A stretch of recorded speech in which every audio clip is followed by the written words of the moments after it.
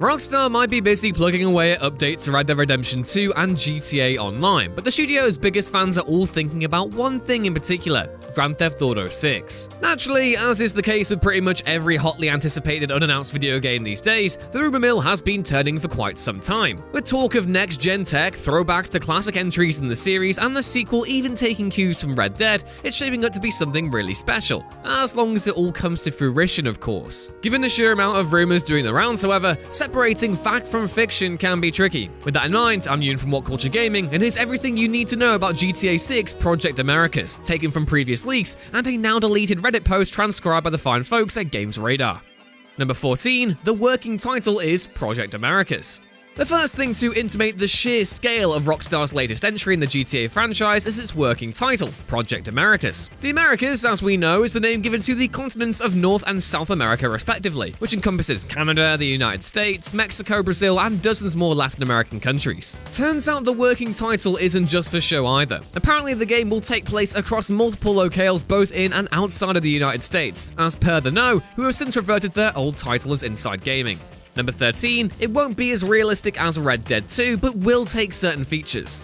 Anyone who's played Red Dead Redemption 2 will tell you that one of the game's best features was the bond between protagonist Arthur Morgan and their horse. You could name them, feed them, clean them, and brush them, and as you spent more time with your steed, your bond would increase, allowing for more moves and gear to be equipped. According to the latest batch of GTA leaks, it appears as though Rockstar will be applying the same mantra to the player's vehicle. Players will no longer be able to carry entire arsenals on their person at any one time, and will instead have to transport heavier weaponry and equipment in the trunk of their vehicle, as per Games Radar's first rider.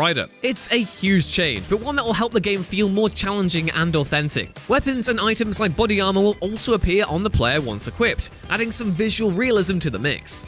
Number 12, the action is split between Vice City and Rio.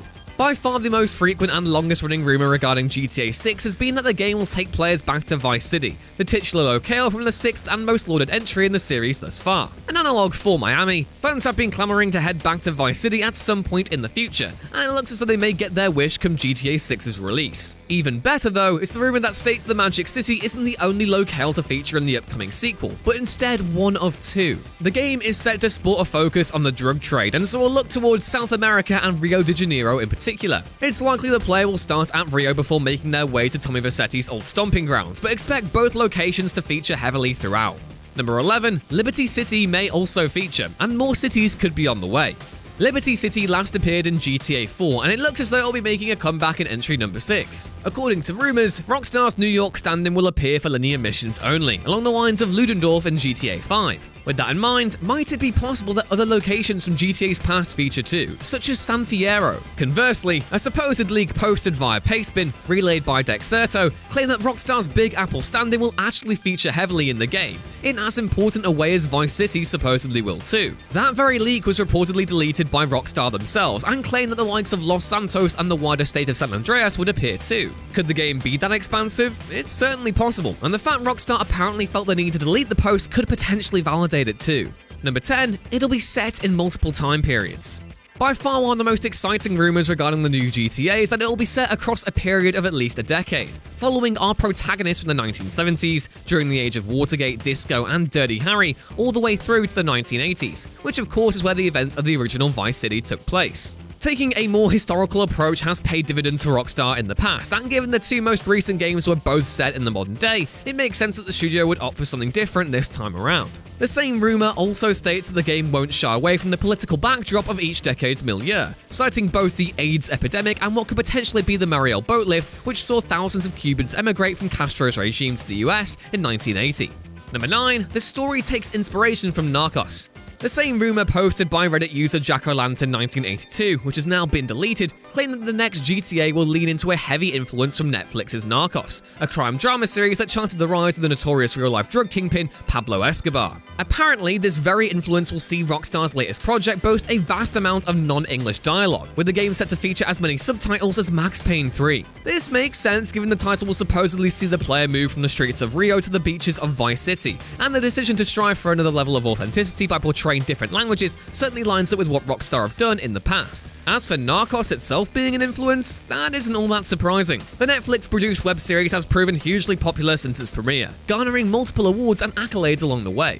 Number 8. There's only one playable protagonist. One of the prevailing rumors regarding GTA 6 has been that the game would retain the previous entry's focus on multiple protagonists. The two biggest ones thus far offer two competing narratives, with one maintaining a focus on dual protagonists and the other saying Rockstar have abandoned the concept altogether. The first posits that players will take control of one character, called Ricardo, as he performs smuggling operations for the cartel between South America and Vice City. You eventually work your way up to the top alongside another character, called Casey, at which point new mechanics revolving around the game's economy are apparently introduced. It was previously rumored that GTA 6 would feature the series' first ever playable female protagonist, but that appears to be incorrect if the latest rumors are anything to go by. Anyway, it all sounds very Scarface, and while some might consider a possible decision to backpedal on the multiple protagonists of GTA 5 a backstep overall, it wouldn't be without its benefits, just as the decision to focus on more than one proved occasionally problematic over the course of the last story's runtime.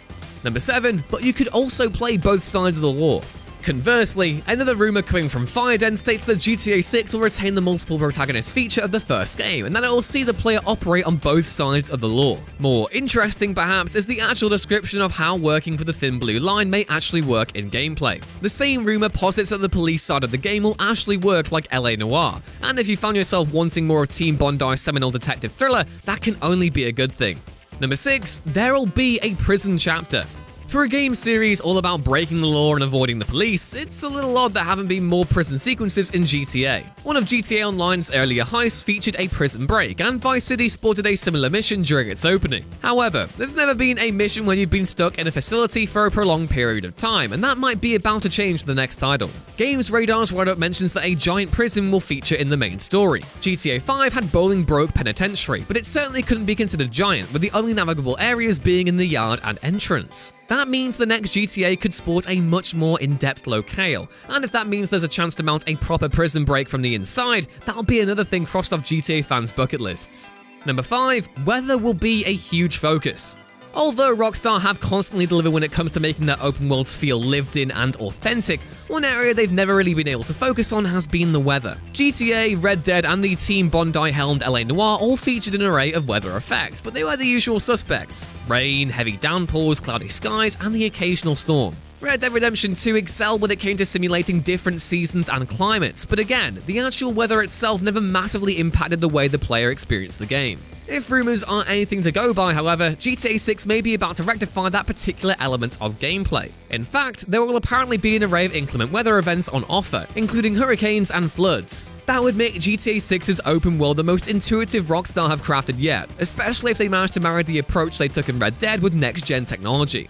Number 4. The landscape and economy changes as the years progress.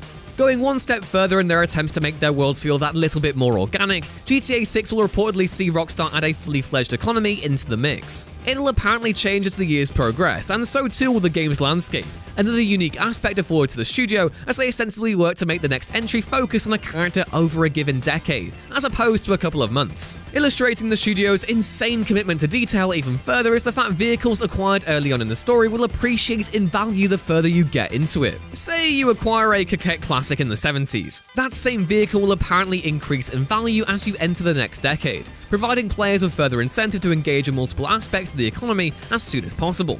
Number 3, players will have to maintain their own criminal empire.